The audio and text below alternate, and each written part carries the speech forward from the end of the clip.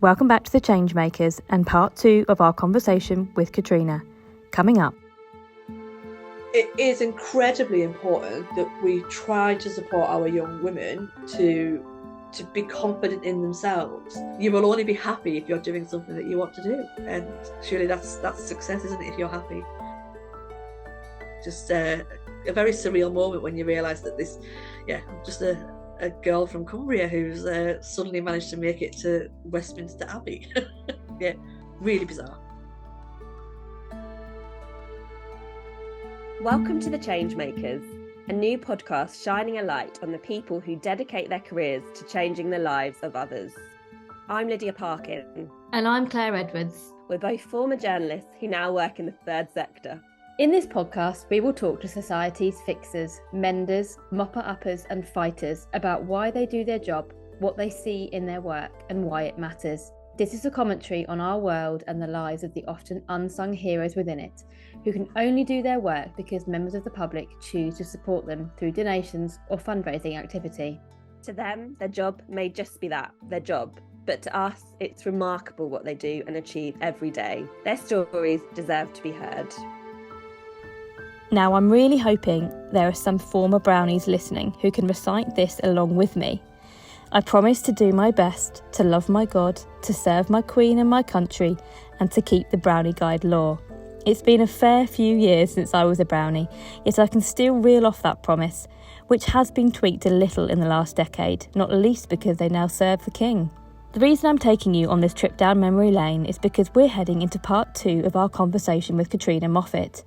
You don't need to have listened to part 1, in which we talk about Katrina's paid career working for education and social mobility charities, but I recommend you do because it's super interesting, and her voluntary work with the Girl Guides, which we'll be discussing now, certainly links in with her desire to support young people to achieve their potential in life. Established in 1909 after a group of young women gate-crashed a Scouts meeting requesting something for the girls, Girlguiding is the UK's largest youth organisation dedicated to girls. It relies on volunteers who run their thousands of groups for girls aged 4 to 18 across the country, offering fun, adventure and the famous badges to demonstrate everything learnt and achieved. Katrina has volunteered for the Girl Guides for nearly 20 years, running her own group in Forest Hall in North Tyneside, supporting new leaders and working on a national level developing their young leaders' qualification. All of this in her own time. Without further ado, back we go to Katrina. Tell me a bit more about your role at the Guides and how you came to volunteer for them in the first place. So I fell into it completely by accident. A friend of mine who had moved to York, I think it was, said, "Oh, I'm volunteering with the Brownies." And I went, "All right then. Might give it a go. Don't particularly like the Brownies; they're a little bit little, but I'll give Guides a go." And did the online submission and waited for it to come back, and was attached to a local unit in Killingworth, and from day one, loved it. Absolutely loved it. The unfortunate thing is my friend didn't stay in guiding, but I've now clocked up 18 years. So I feel like, well, if she didn't, at least I've done my bit for it as well. So I started off as an assistant leader with the unit in Killingworth, and then 11 years ago now, I decided I wanted my own unit. So we set up first Forest Hall Guides in Forest Hall, and I did. You know what? I just love it. I absolutely love guides, and I say a lot of the time, guiding is as much for me as it is for the girls, because it is when I've had times where I've really struggled with my mental health. The one thing that never dropped was guiding, because it was an hour and a half, 2 hour release every week, just to engage with somebody different, to have fun, and just to do it's nice. I mean, we do have our bad times where they're up a height and you're convinced that the full moon's turning them into something mental. But the vast majority of the time they are brilliant, and we have a right laugh and a giggle with them. So we've run First Forest Hall Guides since September 2012, and then I've also held I've got a county role where I'm the leadership development coordinator. I can't remember what the title is, but basically anybody new coming into guiding, I kind of support them into mentors and working their way through their qualification.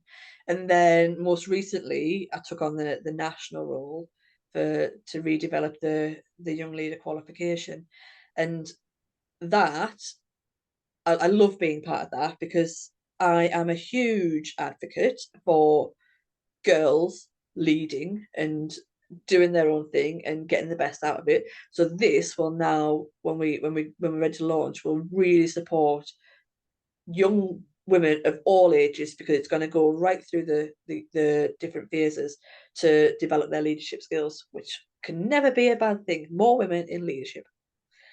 That sounds amazing. I think we should definitely come back to the young leader stuff. That definitely pins into some of the other questions I've got as well. This is totally voluntary, isn't it? How many hours a week do you give to guiding? Okay, if you go on the Girlguiding website, they'll say you just need to give an hour a week. You can do that, but I love it. So generally I've got an hour and a half unit meeting with a bit of planning, bit of finance. So you might be looking at about 2 to 3 hours a week average, but then you'll end up with like pack holidays and trips away and weekends and all that kind of thing. So inevitably it does start to get a little bit more. But again, I mean, pre-COVID, Girlguiding used to do a big gig concert, and I've taken the girls to that. And I saw Ed Sheeran before Ed Sheeran was famous. I saw, I want to say, Calvin Harris before Calvin Harris was famous as well. So it's the opportunities you get from it definitely outweigh the challenges that you face sometimes, and you do willingly give up the time to do it. So yeah. One of my questions was, what do you get from it? But I can see, like, just from your demeanour and how you're talking about it. You said loads of stuff. You saw Ed Sheeran, it was famous. Well, absolutely, yeah. You get so much from it. But I think, as well as that, though, there's always that sense of that warm, fuzzy feeling when you have a girl who, I don't know, achieves sometimes even the smallest things. But so a couple of weeks ago, one of our young leaders turned 18, so she became and actually made a promise as an adult leader of the week. And she had been from Rainbows, Brownies, Guides, young leader, adult. And that is phenomenal, because you know that we're doing something right if she's wanting to stay in the organisation right the way through. Because it's really easy when they get to sort of high school age just to drop out, because it's not cool and the friends don't do it, so why would they do it? And I mean, my unit is made up of girls from loads of different schools, so they're not all going to the same school. They've got friends outside of school, which again is brilliant, because it's given them those opportunities. They're talking to other people. So yeah, so the opportunities, that the things that I get out of it, it's that warm fuzzy feeling, but as well as that, it's loads of fun. And yeah, a lot of bruises as well. I get a lot of bruises from it. I'll say more about that. What and you sort of touched on it there as well. What does Girlguiding do for young people and young women, and why does it matter? Right. We help all girls know they can do anything. So comes back to empowering them. Nothing is out of their reach. If a boy can do it, a girl can do it. Why not?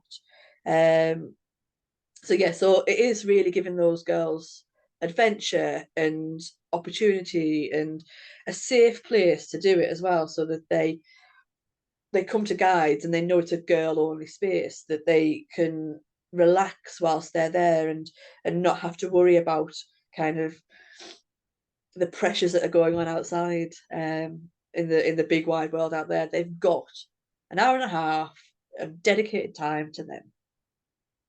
Amazing. I have brought along today my son. Oh my God, you're young. I was a brownie. I wasn't a very good one, because my sash has still got a lot of unbadged area on it. And last night I actually Googled what all my badges meant, because I didn't remember, funnily enough. And none of them exist anymore. Nope. So what changes have there been at Guiding, and are they still relevant? Because you've been there for 18 years, so you must have seen a lot of change over that time. So fundamentally, there hasn't been a huge change. We still get young girls to work on things that will develop their skills. When we did the program relaunch, we changed the badges so that they are more relevant to what we're doing now. So, for example, one of the badges is something like mixology. So they're creating not alcoholic drinks, but like drinks for themselves, or they might do some blogging, or slightly more up to date things. So fundamentally, nothing has really changed. It's just how we deliver it. And as part of the program as well, we've got skills builder activities that really help support some of the fundamental, but things like skills for my future. When we do the skills builders, it's got things in there that are relevant to what these girls are going to be doing in the next 5 to 10 years.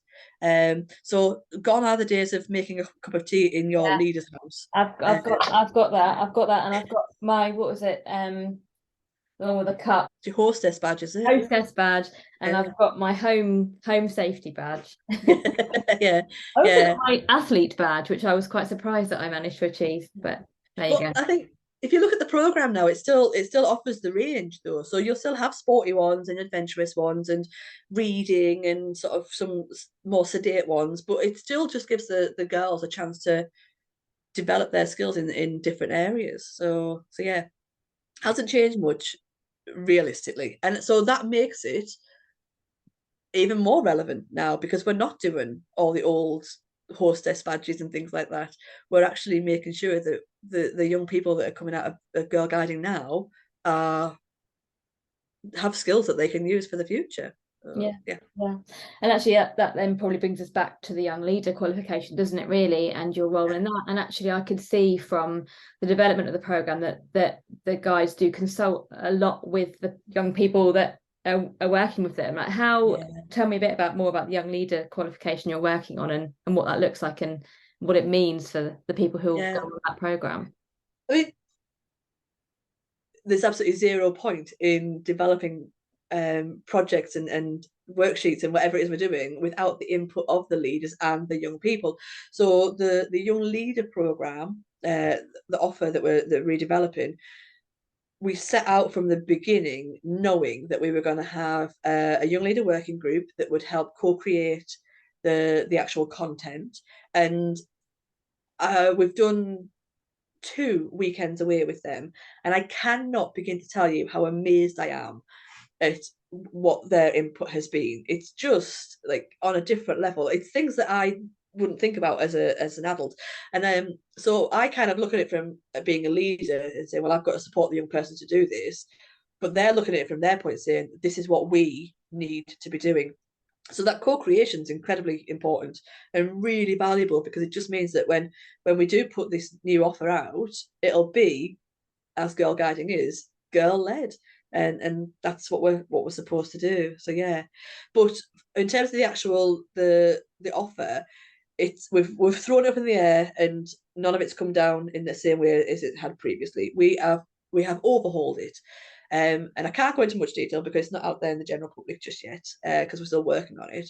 But fundamentally, it is looking at a skills framework that meets all the kind of skills a young person would need to then go on after Girl Guiding. So the young leaders are aged 14 to 18. The transition to be an adult leader at 18. So 18, obviously, they're generally going out to work or to university, and we genuinely believe that this qualification, as well as being able to support them in their leadership role in guiding, will support them in any role outside of guiding as well. Amazing. That hopefully. Sounds really good. Hopefully.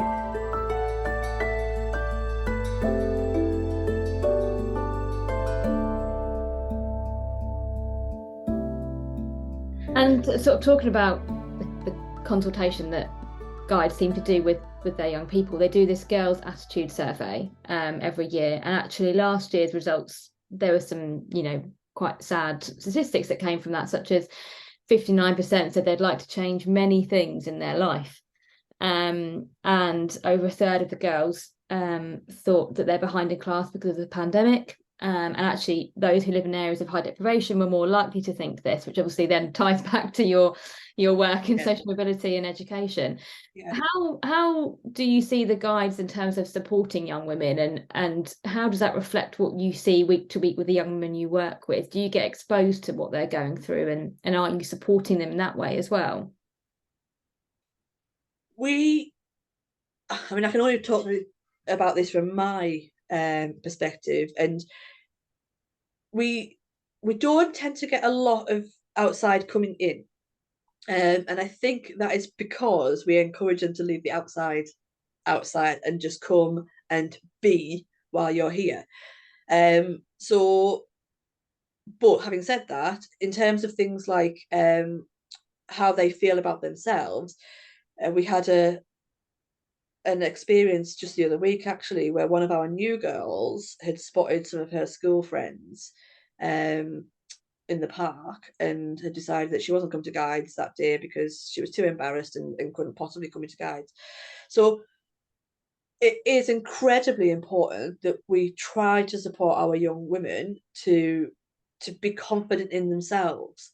And actually, well, if you see me jumping about, I don't care. I mean, I've walked around in onesies, so it's being that role model for them to really appreciate that. Actually, do you know what? You've seen me out of bed at 7 o'clock in the morning with my hair all over the place, no makeup on, and do I care? No. I've been covered in mud. Do I care? No. And allowing them to come into this space without having to, you don't pick up your phone, you don't have to get all dressed up, you're in uniform, so everybody's the same from that side of things. So hopefully a lot of the worries don't come into guides. But having said that, Girlguiding itself is obviously very aware of what comes out of the Girls Attitude programme, and help us support them through. We have worksheets and we have activities that we can do that just start to touch on those topics to make sure that we're not brushing them under the carpet. We will talk about them, but we do it in a really safe way and a structured way, so that, because you've got to remember, we're volunteers, we're not experts. So it really is important that what we do have those opportunities to talk to the girls, but it is guided by whatever Girlguiding have done through research and through careful planning with their programme. You talked about somebody there that had gone through the ranks from Rainbows all the way through the whole programme.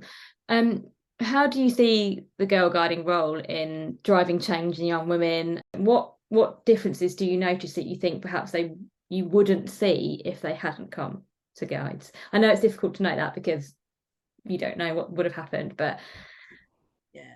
So I think Rose is probably a brilliant example. So she was a Rainbow Brownie guide, and then she left us after guides, decided that was her time. And then her sister was still in guiding, so I saw her mum on a regular basis, and she said, "Oh, any chance that Rose can come back?" I'm like, absolutely, not a bother. So she came back as a young leader, and bless her, she came back right at the start of COVID. So we were doing guiding on Zoom, which was incredibly fun, but hard work at times. So her baptism into being a young leader and actually taking on that leadership role was a really challenging one, actually, to start off with. And Rose was always, and to some extent still is, quite a quiet person. But what I've seen as she's gone through now is she still hasn't quite developed her guiding voice. That's your loud one when you need to talk over everybody. But there's definitely, she comes, if we give her a night to plan, because she's part of the team, so she has to plan a night, she does it with real confidence, some really brilliant ideas. She's just grown into somebody who you think, oh, yeah, you were just like a really quiet young girl. And like I say, she might still be quiet when you're sort of sitting at a dinner table and she doesn't really want to talk to you. But what she's using though are skills, so from guiding in whatever else she's going on to, so her part-time job, and so they all do come together to allow her to really develop as a young person. And I mean, I'm devastated she's going to go off to university in September, and she's probably going to go to Manchester. So we won't see her quite as often, but that's fine, because that's what we want her to do. We want her to go on, and hopefully, I mean, depending on what she decides to do, if she stays in Manchester, she opens a guide unit or a Brownie unit herself, and continues the work. Can I ask you about the Happiness Project? Because this is a Yes. project that you have championed, ideas, came up with, delivered. Tell me about it. Yeah. So the unfortunate bit is we still haven't picked it up after COVID, and we're working on how to do that. But so what had happened was I spotted an advert on Facebook from a local care home saying, anybody want to come in and talk to our residents? Like, yeah, I reckon we can do this. So I went to meet with the activities organizer and kind of come up with a bit of a plan that would go one Saturday a month for a couple of hours, and just do crafts and chat to them. So we did it between the Brownies and the guides, and generally would take around about 10 girls per session. So it was quite a popular one, because Saturdays are not a good day to try and do anything with guides, because they all do, or most of them do other things, or parents do other things. So it's really hard trying to get Saturdays. But they came, and that's what we did. We would sit and do crafts. So we've done painting and drawing, and we've done flower arranging. We've sang songs together. And there was two aspects to it. One was to obviously alleviate that sense of loneliness and give the residents something new to do, but also part of girl guiding is being part of your community. And for the guides and the Brownies, that community isn't just on your doorstep or at school, it's the wider community. So going in and talking to the residents and spending some time with them it was wonderful. And I mean, it was some of the stories that they would just tell you. It was just, I mean, I remember one lady would tell you how she made her own wedding dress around wartime, it must have been, and the girl's like, "What, you may?" And because their version of a wedding dress is this big old, really expensive thing, and they find it really hard to believe that she went out and bought the fabric and made it herself. That was, and they talk about rationing in the war, and then one lady was a paramedic. So again, it links back to that idea, is that would they have known that the paramedics went back to however long ago? And I mean, to be fair, actually, that lady wasn't that old.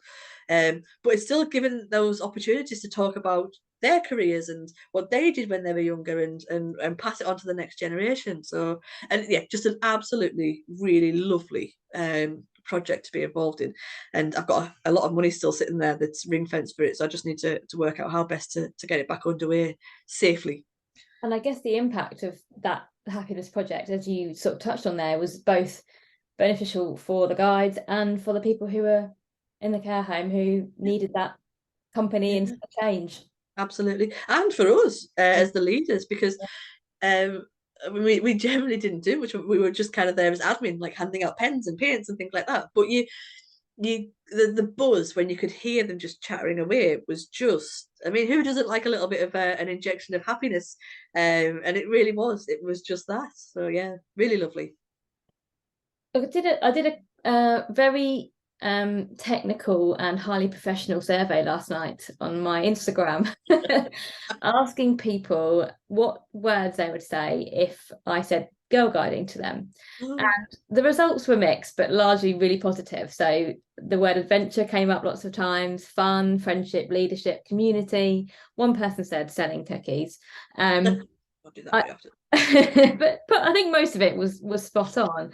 But what I can see is that they also are strong advocates for the young women. And we talked about obviously how they consult with young people and they release the feedback they get to the public. How important do you think is it that they give a voice to young women and that they speak out about the issues that matter to young women? Do you see that as an important role of girl guiding? Because actually that isn't something that, from my very limited research, that people kind of associated with girl guides. No, it probably isn't something that we've associated with girl guides, because it was all about badges and camping and that kind of thing. But that was then, this is now. And actually the challenges young women face they're huge, and if you need somebody to advocate that for you, because how else do you get that voice out?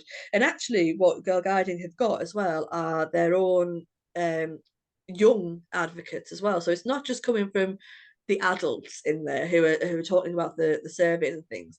You've got young people who are actively involved in spreading the word, and equality is obviously like is a hot topic, and gender equality is a challenge, but we need to be able to give voice to the issues that the young women are facing. And I know that the young boys will experience something as well, but I'm involved in the young women's side of things, and it is really important that we talk about social media and the impact of that, and whether they feel body confident, or that they feel that they are able to achieve exactly what their male counterpart can achieve. So I think it's incredibly important that Girlguiding gives that voice to those that have done the survey, and to the Girlguiding population. Definitely. That's quite an exciting area, I think, for them as well, isn't it? Because as you've got access to so many voices and views. Actually, they can be incredible advocates for people with that access. We also touched on the fact that you volunteer for guides, and it's estimated that I think 100,000 people volunteer for guides, and obviously you've got scouts, which is a similar kind of idea. Doesn't take that into it. It's a registered charity, and while they raise money from subs, they also seek corporate support and donations from the public. Again, what are your reflections on its charitable status and its reliance on goodwill from the public to be there and to provide these opportunities for young people?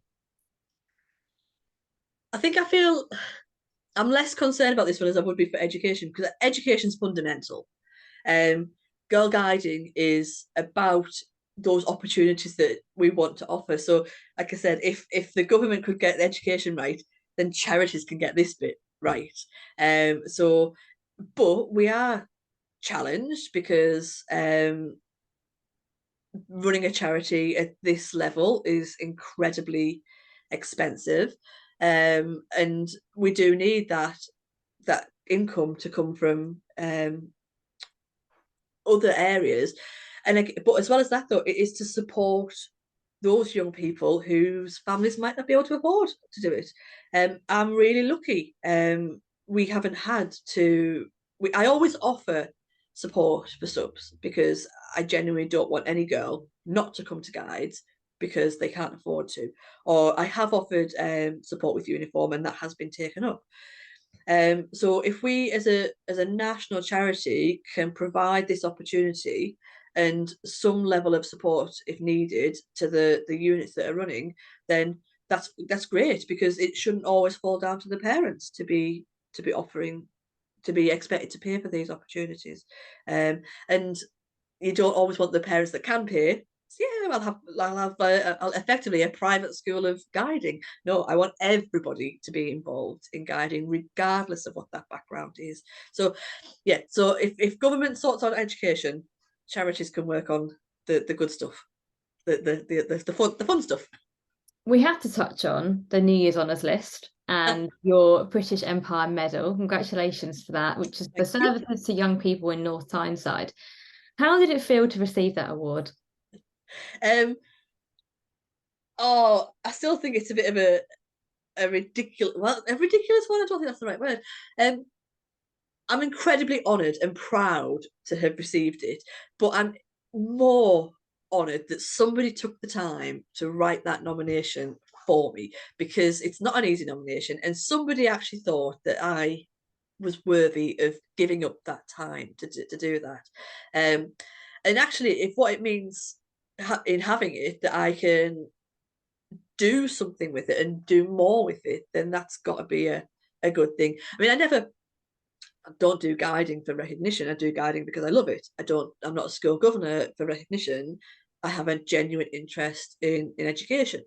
But if then I can say to other people, join guiding, be a school governor, then that's got to be a brilliant outcome from it. But yeah, it still seems a bit odd that I've got those letters, that I can use those letters after my name. It doesn't seem odd to me at all. It seems very, very deserved. And this also led on to the invitation to the King's coronation. How was that? Right. like a lot of people, I completely thought it was a scam, because why on earth is a government department emailing me? Have I done something wrong? But I'm amazed, because there was what, 400 BEM recipients invited. I was one of 400 that were invited. I was one of just over 2,000 people in the actual ceremony. That is ridiculous, given the size of the population and the people I was there with. I mean, I was there with people who had done loads of work for charities, or had hold really quite high status roles in organisations, and then this little old me who goes to guides and plays games and that kind of thing. But it was it was genuinely such a lovely, lovely day. I was really lucky because I went down on the Tuesday with my sister, and we went to the garden party. So I got to spend a couple of days with my sister, and then I got to spend a couple of days just soaking up the atmosphere in London, and just being part of sort of the celebrations there. But that realization that you're part of history, and I know not everybody agrees with the monarchy, but as a guide, as a leader, we promise to do our best and serve the king. So it is part of what we all promise to do. So just there was an element of like, yeah, I really am like living my guide promise at this point as well. Yeah. Did you have a good view? Not of the actual ceremony, because that was up at the top end where all the posh people all the posh people were up there. But everybody processed past us, and everybody came back out again, so you could see the crowns going past and everything.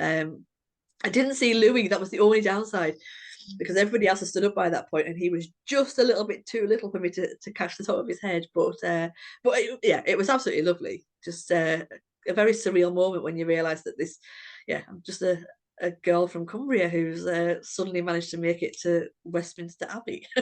Yeah, really bizarre. Amazing.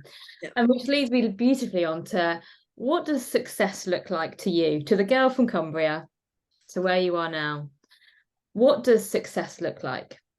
I've never been the kind of person who strives for the bigger role at work, the more pay. I want a job that I enjoy and I don't mind going in, day out to do. So I think success for me is doing the things that fit with your values, and doing them to the best of your ability, I suppose. So my values do sit very much around children and education, young people in education. And I'm really fortunate that through work, through guiding, through volunteering as a governor, that I'm able to do that. So yeah. And I would always tell any young person who is sort of 18 looking to go to university, or going, like, when they're sitting there looking at what courses to do, says, well, what do you want to do? Because that's ultimately, you will only be happy if you're doing something that you want to do, and surely that's success, isn't it, if you're happy? Definitely. And I'm going to ask you a question again. How do you reflect on the impact your own personal contribution is having? Can you really, after the end of this interview, still tell me that you feel that all you're going to do is feel upset about all the things you haven't done? Can I force you to reflect on everything you've just talked about and feel any differently about the impact on your own personal contribution? So I do know I have an impact. I'm not denying that. There are young people that I've spent time with at work, or through guiding, or there's things we've done in through school governance where it's had a really positive impact. But I would still say, hopefully I'm still young, or youngish, that there is still so much more that I can have an impact on. And that's what I want to see, is what can I still do? What are the opportunities for me going forward as well? So yes, I do. I know that there's young people out there who have had an interaction with me who might be doing something phenomenal, or that I've helped raise funds for something, but there's still a lot to be done. There's still time for more. Absolutely. When it comes to guiding and the goals of guiding and its mission, which was for all girls to know that they can do anything in life, can people listening be part of that change and be part of that, and how could they be part of it? So, as much as Girlguiding is a girl-led organisation, that doesn't mean that men can't get involved. Okay, so we're always looking for volunteers, absolutely, but there are always opportunities. So, as a guide leader, I am brilliant at winging it a lot of the time, but there are certain things I'll also avoid because I don't have the confidence in myself to do them, particularly if it involves hammers and nails. So there's opportunities for anybody realistically to get involved in guiding, as a leader, as a unit helper, as somebody that comes in and helps the young people gain a badge or a skill. So yes, ultimately it still does come down to volunteering, but it doesn't eliminate anybody from being involved. You can be male or female or whatever gender you want to identify as, and just be part of helping those young women achieve something new. Thank you. And I'm going to end it there. Thank you so much for your time today and for talking about this incredible work you're doing, both the paid and voluntary work. It has been so nice to talk to you. Thank you very much. What a woman. I have absolutely no idea how she manages to fit all of that in. But one thing I think we can all agree on is that the young people of North Tyneside are super lucky to have Katrina on their team. If you haven't listened to part 1 of our chat, I recommend you do, because her insight and experience of working within education and social mobility really does open your eyes to the inequality of opportunity in this country. Plus, it paints the whole picture of Kat and why she cares about the work she does.